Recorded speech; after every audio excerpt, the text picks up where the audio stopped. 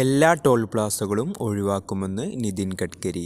സ്വന്തമായി വ്യാജ സർക്കാരും ഓഫീസും വ്യാജ ടോൾ പ്ലാസയും നിർമ്മിക്കുന്ന നാട്ടിൽ ഇത് സാധ്യമോയെന്ന് സോഷ്യൽ മീഡിയ.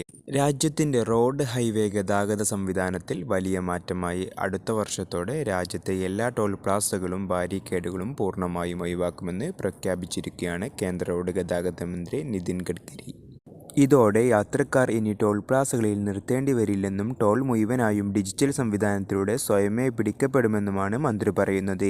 എന്നാൽ സ്വന്തമായി വ്യാജ സർക്കാർ ഓഫീസും വ്യാജ ടോൾ പ്ലാസയും നിർമ്മിക്കുന്ന നാട്ടിൽ ഇത് സാധ്യമോ എന്ന് ചോദിക്കുകയാണ് സോഷ്യൽ മീഡിയ.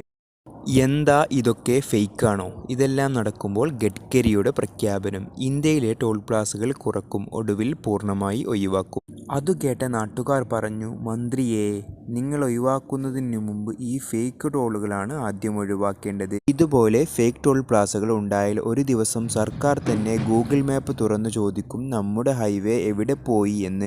ഗുജറാത്തിലെ വ്യാജ ടോൾ പ്ലാസ. ഗുജറാത്തിലെ മോർബി ജില്ലയിലെ ദേശീയപാതയിൽ ആണ് വ്യാജ ടോൾ പ്ലാസ സ്ഥാപിച്ചു പണം പിരിച്ചത്. വാഹനങ്ങളെ യഥാർത്ഥ ടോൾ പ്ലാസ ഒഴിവാക്കി സ്വകാര്യ റോഡിലൂടെ കടത്തിക്കൊണ്ട്